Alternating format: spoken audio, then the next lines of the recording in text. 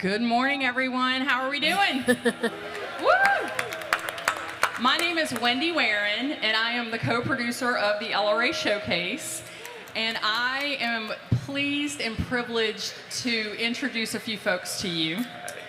First, I'm going to introduce our sponsor for this stage, and that is Jonathan Suarez with Fortune Fish and Gourmet.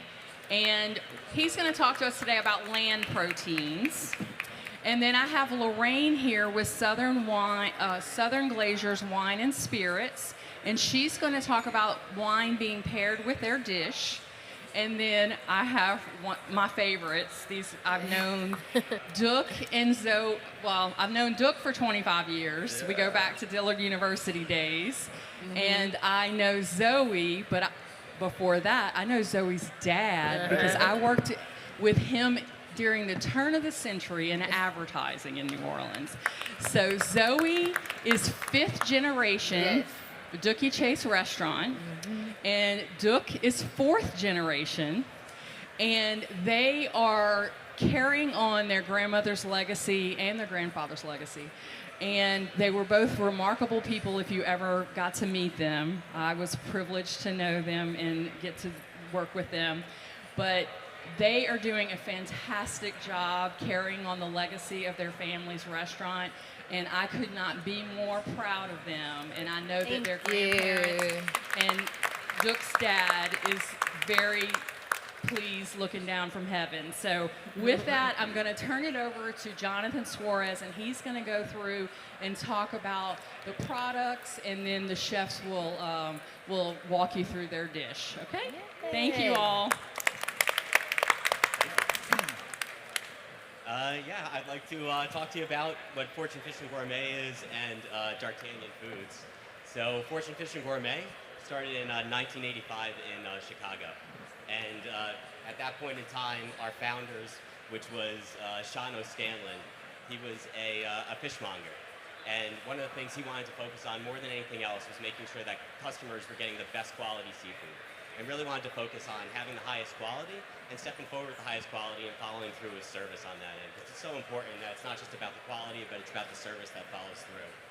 As Sean grew, and we grew within the Chicago market, we got more and more interest because everyone was seeing that we were having higher quality seafood. Our service was delivering on time. Everything was clean. It was fresh. We focused on sustainability. A major part of everything we do is working close with fishermen, working with markets, and making sure that we're supporting everyone. Today we have, in Alabama, we had acquired Jubilee Seafood. Jubilee is the third largest producer of Gulf White shrimp. And with where the shrimp industry is today, we want to make sure that we're backing all the shrimpers, backing our local Gulf fishermen, that we maintain all those strong relationships. As Fortune continued to grow, we started heading in and looking at where can we have land proteins, where can we find that next level of quality to expand our offerings. The chefs are asking for more. They're not just asking for seafood, they're not just asking for specialty goods, which we do carry, but they're saying where can we source same quality product, but it's coming from a land protein side. And this is where the D'Artagnan brand stepped in. A lot of you guys might be familiar with D'Artagnan, also founded in 1985. In 1985, you had a major farm-to-table movement. This is when farm-to-table was just, it wasn't even the same. It was the first on the map. In 1985, on the East Coast was D'Artagnan, and on the West Coast was Nyman Ranch. So two similar mindsets, and the mindset was, how do we raise animals to a point where we're treating them right? We're giving the most ethically raised animals, humanely raised, and we're doing it in a way that everything's coming together, that the farmers are profiting, and so are we through sourcing, and in that, we're getting products to chefs where they can, at all different tiers of restaurants, from Michelin down to your mom and pop shops, that everybody can have these high quality products. And so in 1985, Ariane de Gouin, she was from France. Her father was the first chef in France, in the southwest of France, in Gascony, to cook a duck breast to mid-rare. So previously, everyone cooked duck breast through. When you think about that today, it sounds crazy. Who wants a well-done duck breast? But that's how everything was, and he was the first one to cook to mid-rare and to put Gascony on the map. So Ariane, coming from this background, and eventually was a Michelin-starred kitchen in France, she came to the United States to make a name for herself. So she comes to the US, she's working in the East Village, and there's a foie gras producer, Hudson Valley Foie Gras. They traveled to Israel, and they saw these ducks, when they start to migrate, they're eating a lot, and their livers are getting fat. And so how do we have this wonderful product, foie gras, like, how do we bring this to the U.S.? In 1985, you could only get foie gras in tins from France. You didn't have fresh foie gras in the United States. So they go and they visit Ariane, and she comes forward and she says, I can help you guys sell this product, and I can teach you about the gavage process, the feeding process of ducks. And she started forming strong relationships with chefs, Daniel Boulou, Jacques Pepin, Thomas Keller. Thomas Keller mentions it in his French laundry cookbook, that in 1985, 1984, he goes to France, and he's working with foie gras, fresh foie gras for the first time. And he says, I wish I had this product. And in 1985, he comes back, and Ariane Dugwin has started a program where now he's able to get fresh foie gras, but not just foie gras, he's able to get rabbit, and he's able to get venison. And so chefs continue to ask for more humanely raised products. And Ariane looked at the landscape of the United States, and she said, this isn't how farming should be. Animals being raised to a point where they're really just how quickly can you get them to market, how fat can you get them to market, and how cheap can you get them there. And that's just not the mindset we should be having. As God intended, as nature intended, is if you raise animals, you give them the best quality life. In return, they give you the best quality product. And so with that, D'Artagnan was founded. And we continue to work today with working with farms, visiting the farms, making sure that they do truly have animal husbandry practices, and that we can, with those visits, have monthly audits to ensure that animals are being raised appropriately. No antibiotics, no hormones, never ever programmed. And so today, that's what Dook and Zoe are using as one of the chickens from our program. Yeah. Well, thank you. Hello, hello. Welcome, everyone. As they said, I'm Chef Dooky Chase. And I'm Chef Zoe Chase. And we're going to do a demo of a dish that we do at the restaurant every day, one of our classics. It's a chicken Creole. Yes. We're going to start off with some butter. And now we're going to start to season our chicken so we could get a good sear on our chicken. And that's going to give all the flavor to our sauce. Now, one of the things that we've done now to make it easier, my grandmother always wanted people to cook at home, right? So the flavors that we have in this seasoning blend, you're thinking of salt, you're thinking of cayenne pepper, paprika, thyme, all that great flavor. That's what we made with her seasonings. We have a chicken seasoning, a meat seasoning, and a seafood seasoning, and that's what Zoe put on these chicken breasts. The question was, where are they on sale at? They will be at many of your local grocery stores here. I think Rouse's has them. I know Doronex has them, and we have them online as well. Yes, so now we're going to start. Our chicken is getting grilled, and really you want to cook the chicken for about 5 minutes on each side, because we don't have to have it go all the way, because then we're going to start to make our sauce, and it's going to cook more in our sauce. So what you're looking to do here is really just sear that chicken, right? You're looking for color that you're going to put at the bottom. Of course, we're going to get into the holy trinity that we have here, your onions, your celery, and your peppers. But this is to sear that seasoning, sear that chicken, try to keep those juices in there, not to cook it all the way through, because we're going to add it back to that sauce. All right. You can see the coloration that Zoe's getting on that. That's what we're looking for, just to brown it a little bit, just to start that flavor profile of this pot. This is such an easy dish, and it's so delicious. And it's foolproof. Like, anybody could cook this. So don't be scared to get in the kitchen and try different recipes.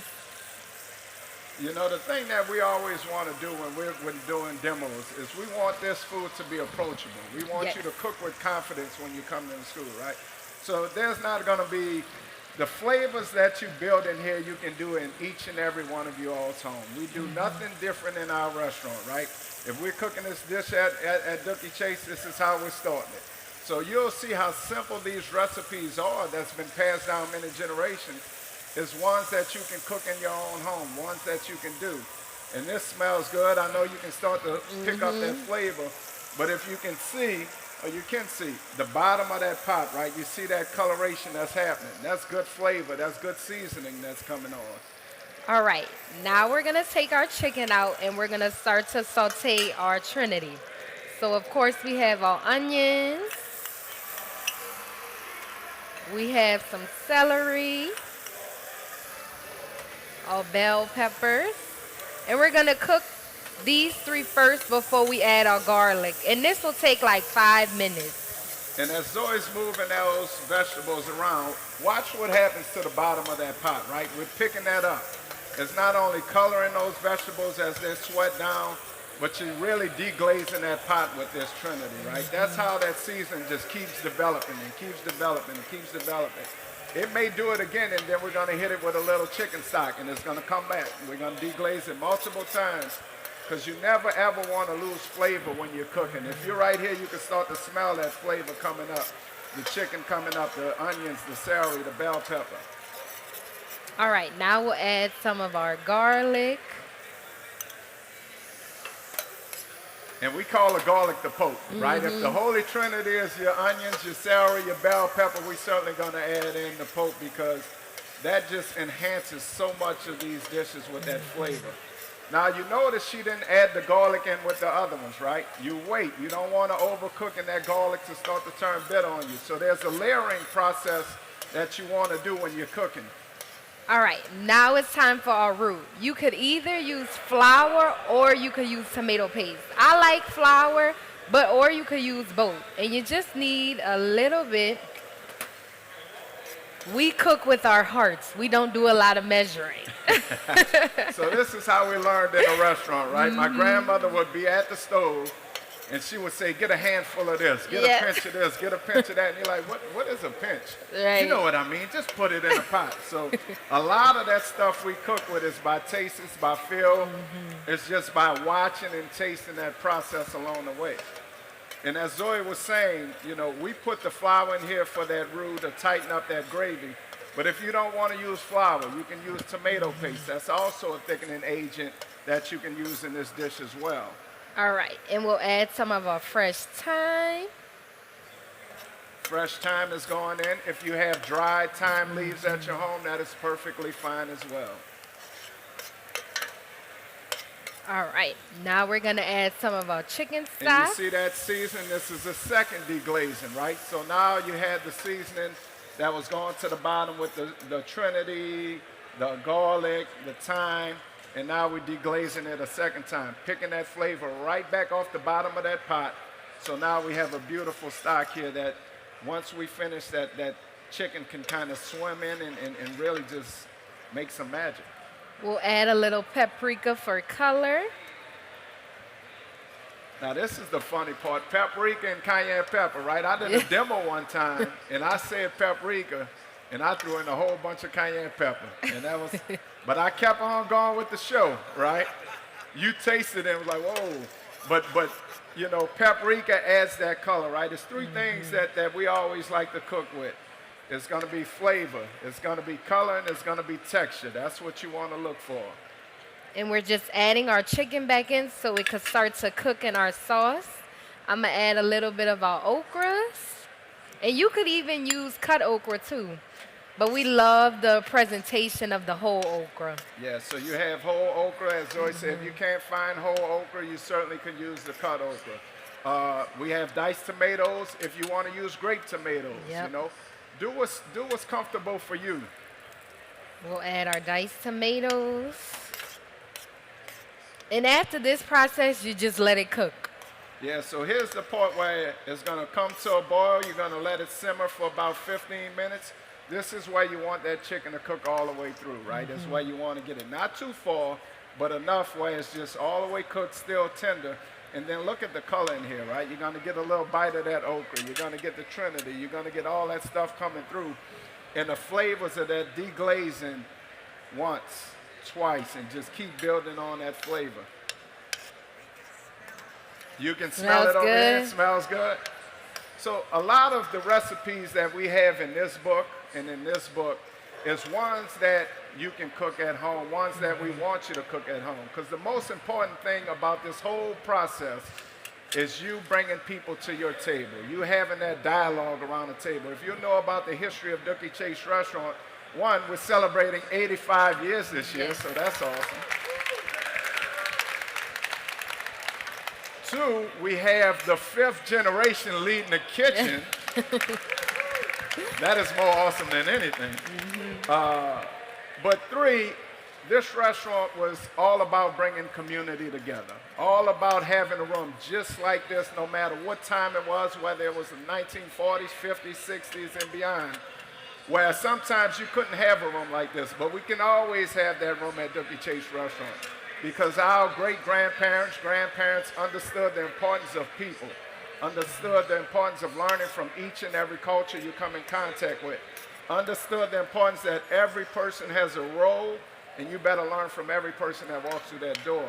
So I say all that to say, when you cook and look in these recipes, it's all about giving you the confidence to cook at home. It's all about not only cherishing the traditions and the legacy of your own family, we certainly do that through these cookbooks, but building upon that, right? Sharing those stories at home, sharing those stories with family, sharing those stories with friends, because that's how we build a stronger community. So that smells awesome, by the way. Yes, and I added a little more paprika just to give it some more color.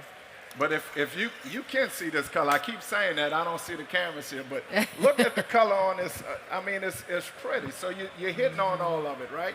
You got the color, you got the green, the red, the chicken. You have the texture. That okra that went in at the end is still going to have a little bite to it, right? That's what you want. At the restaurant, we serve this. You can either serve it with white rice, you can serve it with jambalaya, you can serve it with whatever you like. And once it gets come to being complete, we're just going to plate it up and be ready. But, you know, if you don't want chicken, this works well with shrimp. If you don't have shrimp, you can work well with fish. However, know the protein in the cook time, right? Chicken is going to take 10, 15 minutes. Shrimp will cook like this. Fish will cook like this. So know whatever protein that you're cooking with, you don't follow the recipe for chicken time. You follow it for the shrimp time. You follow it for the fish time or whatever you decide. What if you don't want to have a protein at all? You can throw in mushrooms in here. You can throw all of that flavor in here and still have the same process that works well. That's the beauty of cooking. You really make it your own and you have fun with it. Even if you make a mistake, that's okay. Just try again because I made plenty of mistakes. And I'm still learning. I learned. That's why I get to talk, because Zoe could cook, because she's perfect.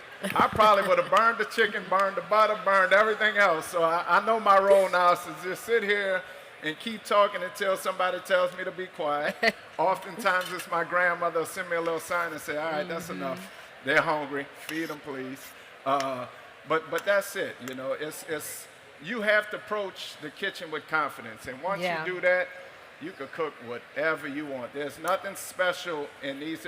Now, there's something special going on in the room behind me, right? Yeah. That culinary competition that's going on is really the World Cup of cuisine. And how fortunate are we to have that right here in our city?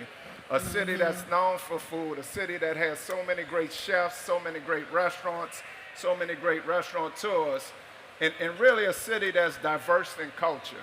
That's why I think they love it here, right? They're going to taste a little bit of their own home in this city because we're so influenced by so many different cultures. So it's fascinating and really a great opportunity to have that competition here in our city. All right, I think we are almost ready to plate. Go for it. We're ready. We got a beautiful plate here. Zoe's going to plate it up. And then we do have a treat for you all. We did bring some that we will send some tastings for you all to taste. But man, this looks good. Hold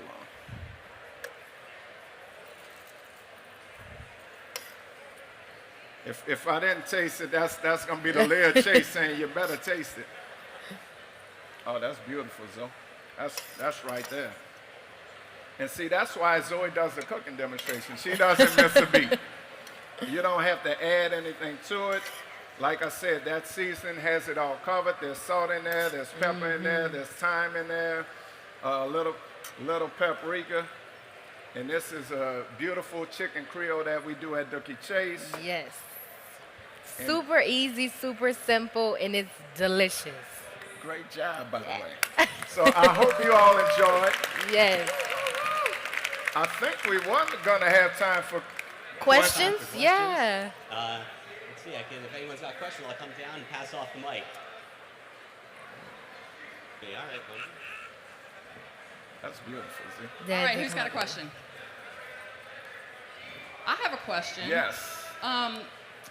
chicken thighs. Oh, Yes. Yes. Oh, We okay. love chicken thighs. Yeah, that was one of the things. When I saw you using chicken breast, I was kind of like, I thought the thighs were where the flavor was at. Yep. Boneless chicken thighs, bone-in chicken thighs, all of that. Yes. That's great flavor. You can do this with bone-in chicken, right? But no, if you're using bone-in chicken, that process is a little longer, right? It takes longer to cook in bone-in meat than not bone-in meat, right? So certainly boneless chicken thighs, bone-in chicken thighs. We use chicken breast for this demonstration in at the restaurant because of the speed. Right. You know, if we got to do a demonstration in 5, 10, 15, 20 minutes, the breast will let us do that. Yeah.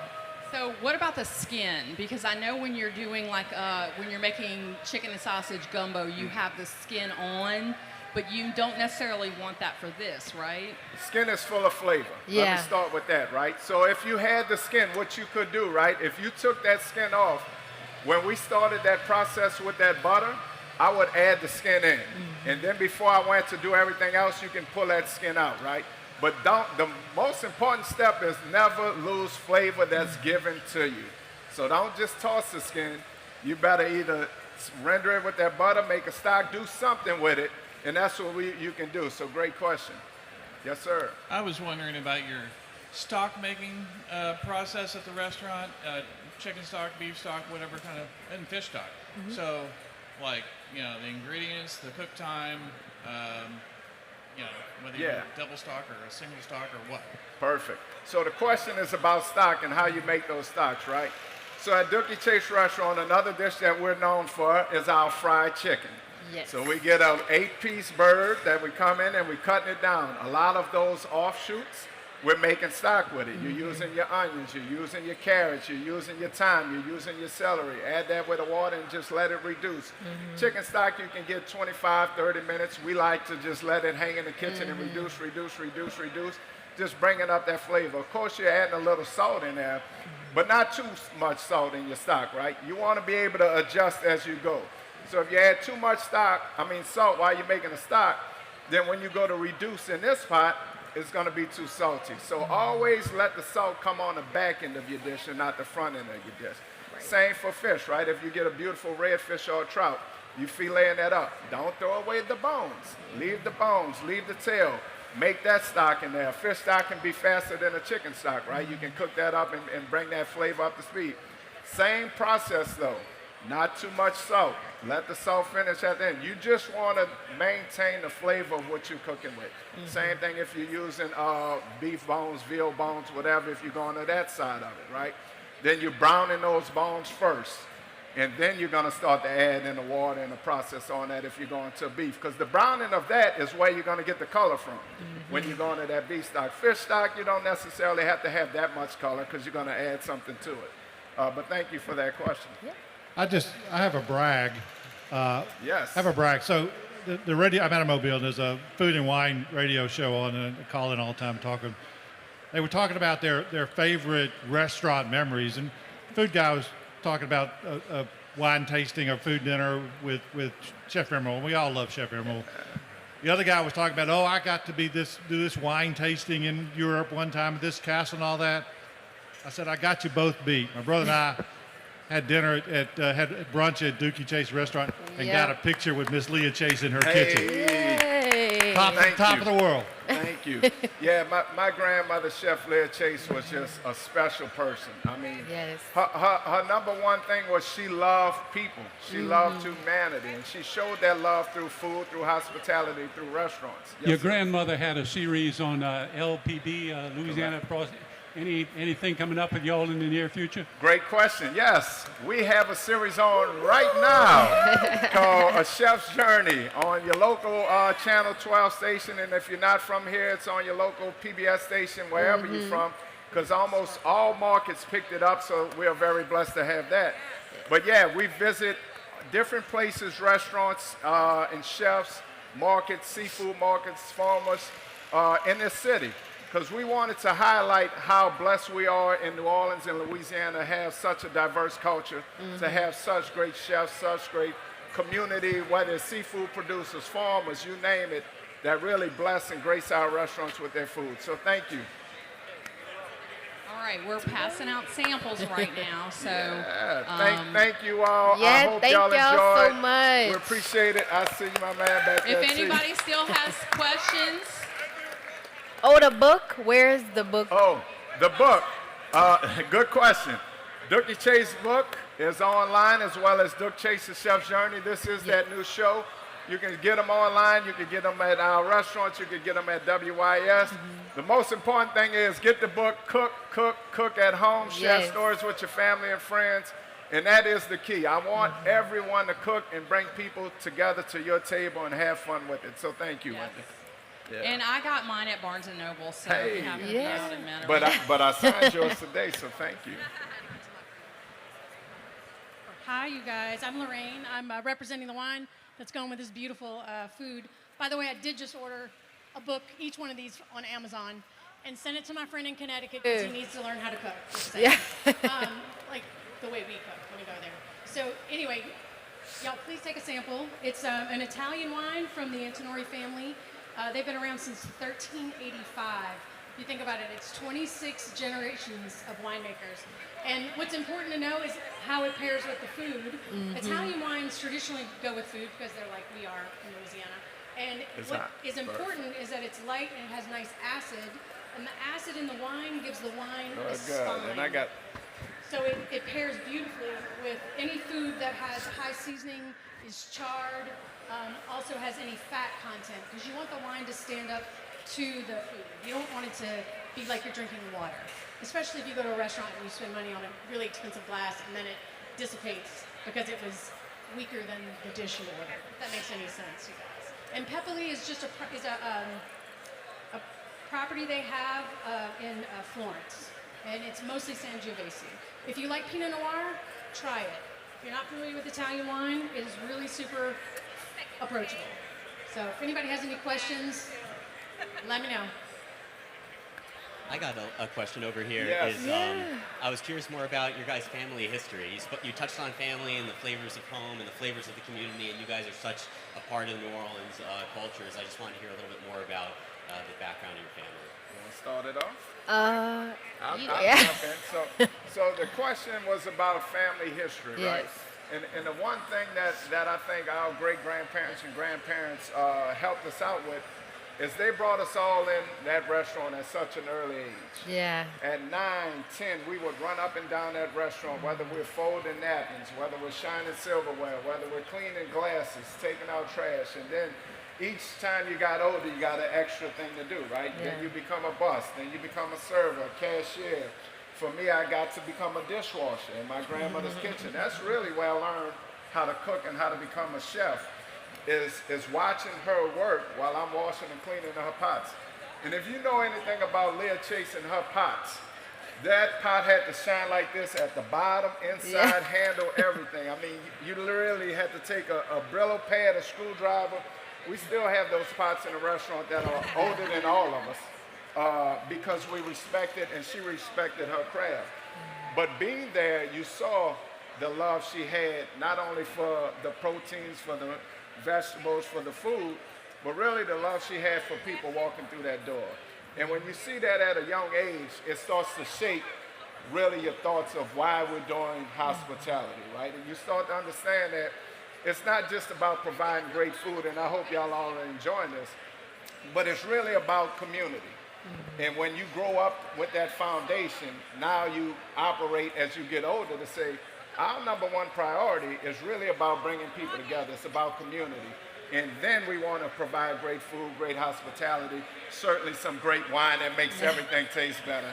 And that's how we all grow up. That's how we hope the fifth generation, the younger fifth generation under Zoe. Yes. I do want to highlight one thing in this book. And this is my favorite pictures. This right here is the older part of the fifth generation, right here. Now, the ones that's coming up behind, is this part. So when I talk about bringing them up and having that foundation, that's the same thing we're trying to do. All of them participate, whether it's the show, whether it's the restaurant. We're going to bring them around because they need to know the foundation not only of what this family is all about, but what really New Orleans hospitality is all about. Oh, and how to run a restaurant. Yeah, well, that's a lot of hard work. They're going to figure that out anyway. Yeah, thank you for that question. Yeah, wonderful. My grandmother's mantra? Well, I can tell you, the real foundation was my grandmother's father told her 3 things before she went off to school. She said, Leah, work hard, pray, have faith, and do for others. Those 3 things has guided my families for generations and generations and generations.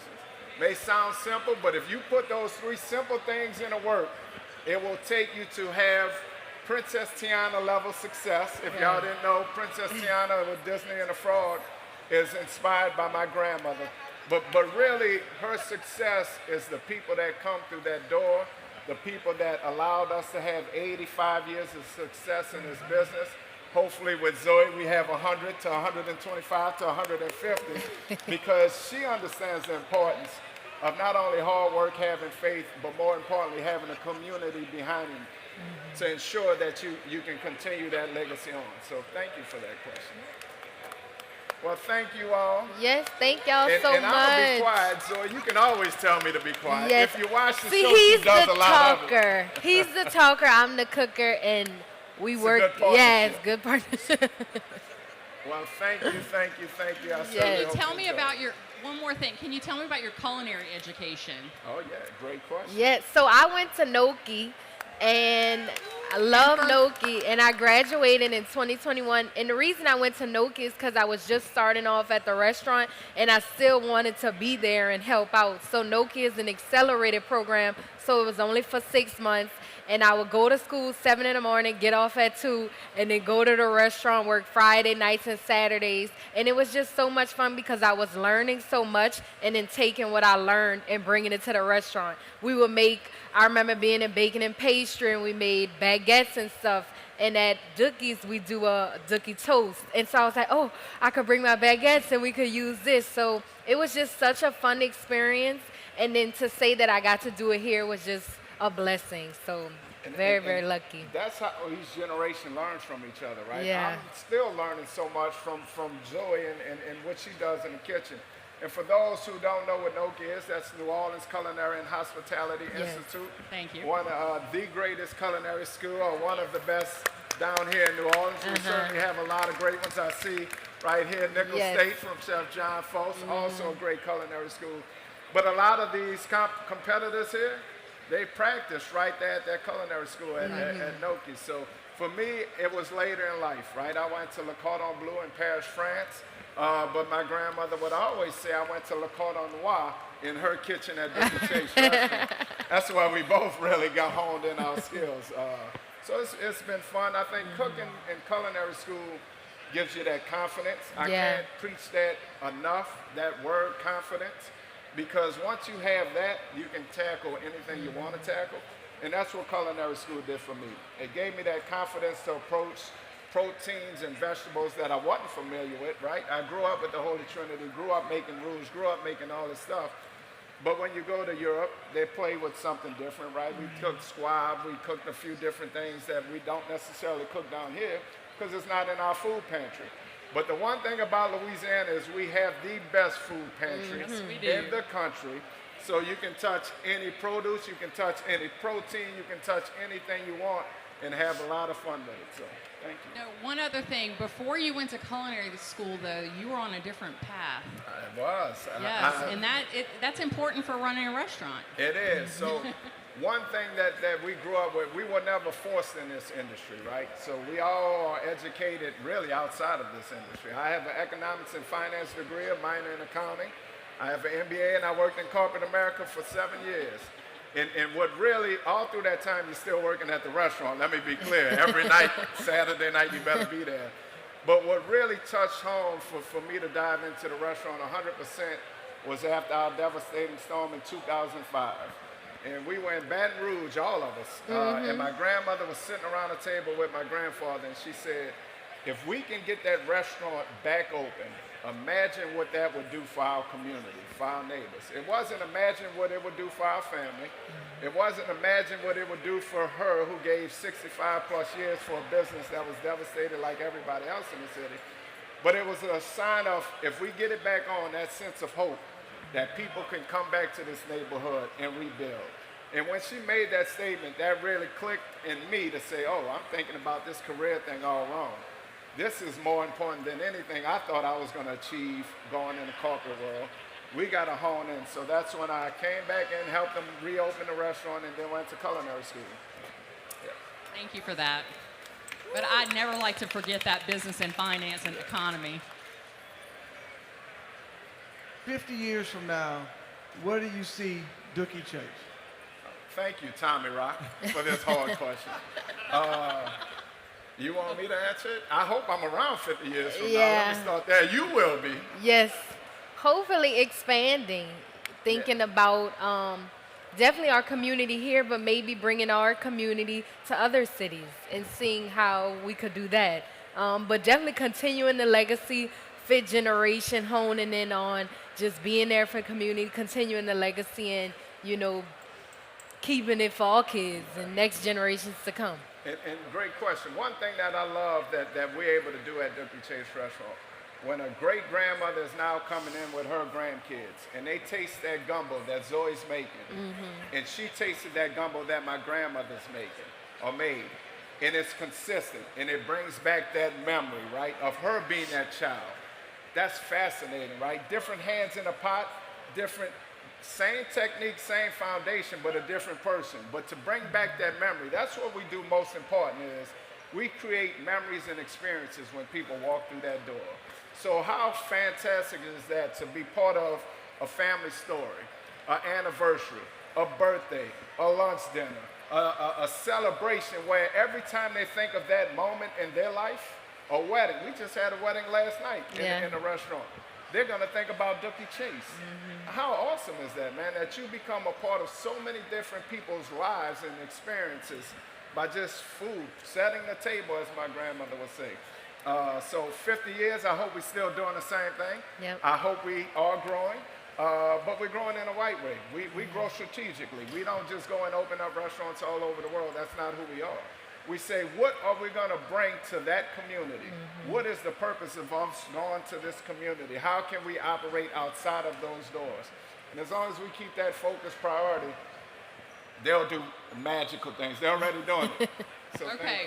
Can you tell us your different locations now? We're not just one location. We're not just a mothership. Yeah, so we do have Dooky Chase Restaurant, of course. That's at 2301 Orleans Avenue.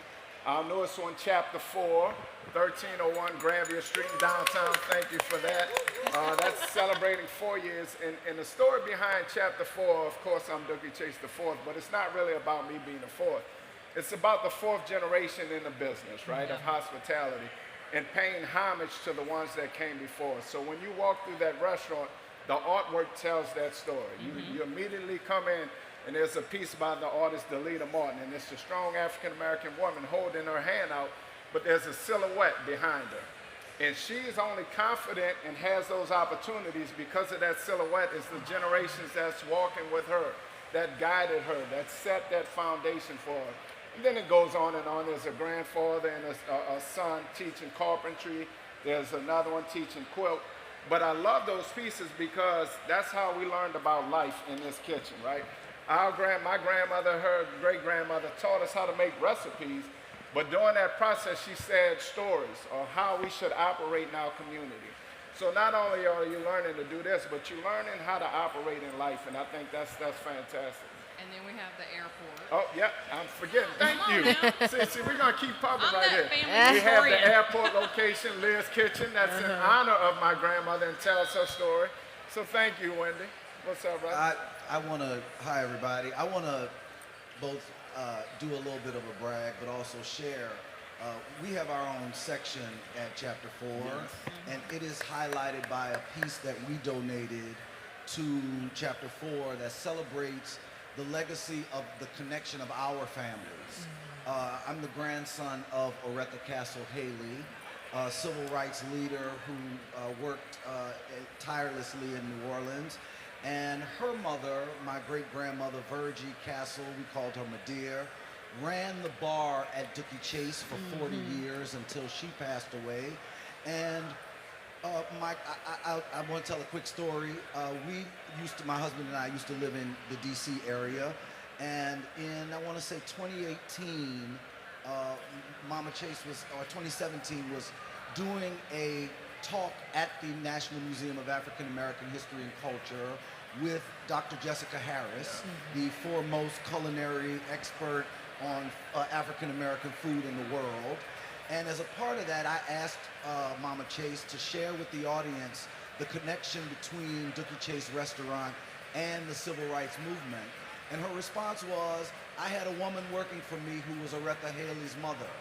And so because the proximity of the family house to Dooky Chase, my great-grandmother taking the job at Dooky Chase, our families becoming family, and then my grandmother, Mama Aretha, bringing the Freedom Riders, bringing James Baldwin, bringing civil rights leaders to the restaurant to eat, and then around the corner to my great-grandmother's house to sleep. And then there's a picture, so in chapter 4, if you're ever there, there's a picture on the wall in honor of her, my grandmother, and then my great aunt, her younger sister, who was famously carried out of City Hall by 4 police officers, and the photo made international news. And so I'm grateful for the carrying of the legacy that Zoe and Dook are doing in such extraordinary ways, and grateful that God ordered our steps to be family in this life together. So proud of y'all. Yeah, thank you. That was a beautiful story. Thank you so much. Okay, we really appreciate this. You guys, thank you. Thank you all for staying around. Y'all. We're going to get ready for our next speaker on this side. Dr. Chad Moutre with the National Restaurant Association is going to talk about the economic outlook of the restaurant industry. So if you want to hear the business side of things and where the economy is trending, this is the side for you for the next 45 minutes. So I appreciate you guys.